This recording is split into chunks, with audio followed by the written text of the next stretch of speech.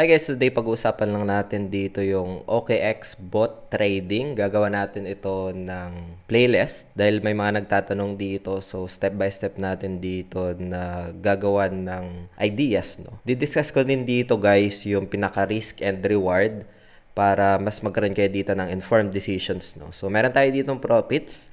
Like for example, this one, meron tayong negative as well dito sa ating spot grid guys, no. Ayan. So, dito makikita natin meron tayong negative. Explain natin yan along this playlist guys, no. So, step by step natin dito na i-discuss and other ideas pa dito based from my experience, no. So, bago tayo dito magsimula, kung hindi nyo pa na-like itong video na ito, please like this video first. Subscribe yung YouTube channel natin. Turn on the bell icon para ma-notify kayo dito sa mga updates natin na ginagawa sa ating YouTube channel guys, no. So, ito nga, itong si OKX bot trading. I would say isa sa mga efficient way ito and hindi siya stressful on my end guys. Again, meron pa rin kalakip ito na risk as we mentioned dito. Again, itong video natin today is just for ideas lang. For reference and does not qualify as an investment or financial advice.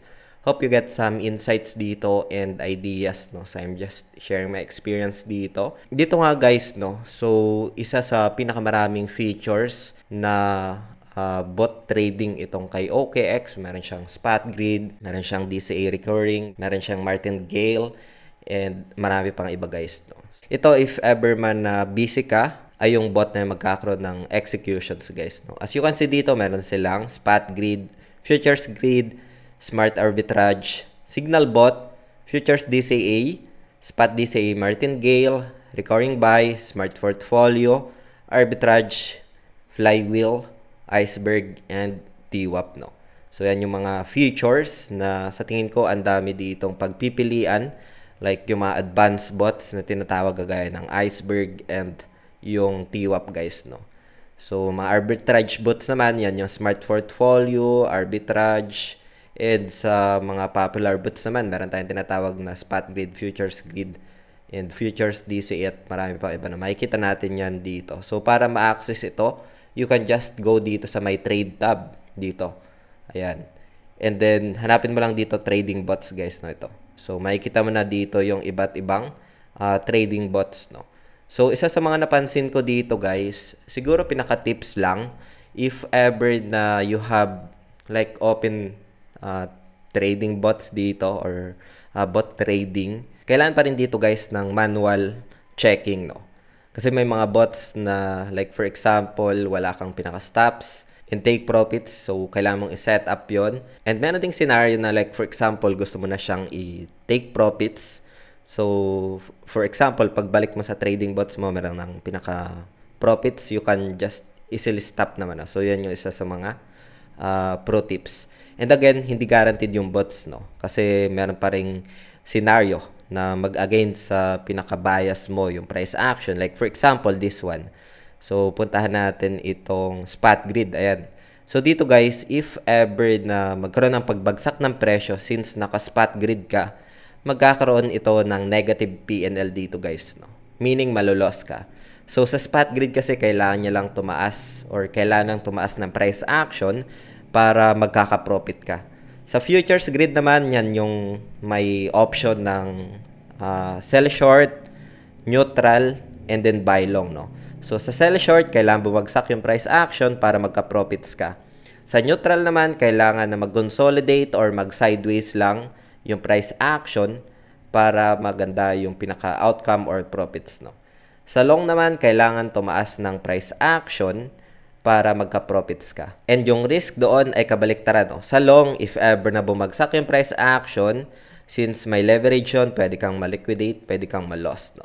Sa neutral naman, if ever na sobrang bagsak talaga ng price action, pwede kang ma-loss doon, no?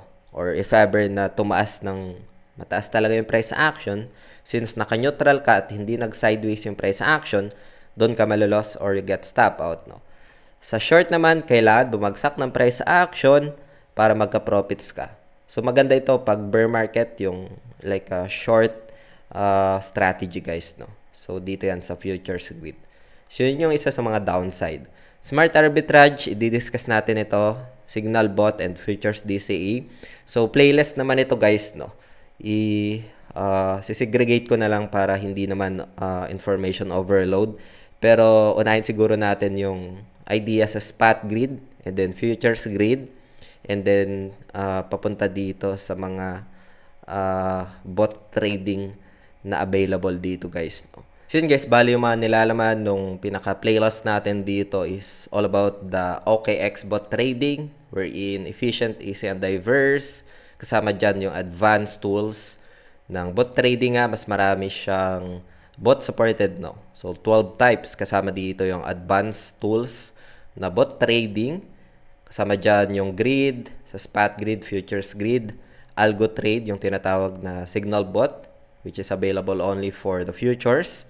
DCA, kasama dyan spot DCA, recurring buy and futures DCA, yung mga structured product nila, DCD flying wheel, which is upcoming, and ito yung advanced tools na bot trading, which is arbitrage and slicing, and andito yung mga pinaka-overview guys, no? So discuss natin ito in the next video natin dito sa ating playlist. Naka-playlist naman yan, kasama dyan DCA Martingale, recurring buy, Martingale na strategy mechanism niya, Martingale bot, and good practice sa Martingale guys, no? So discuss natin yan on our next video guys, no? So yun, hope you get some insights dito. Panoorin nyo na lang yung next video natin dito guys.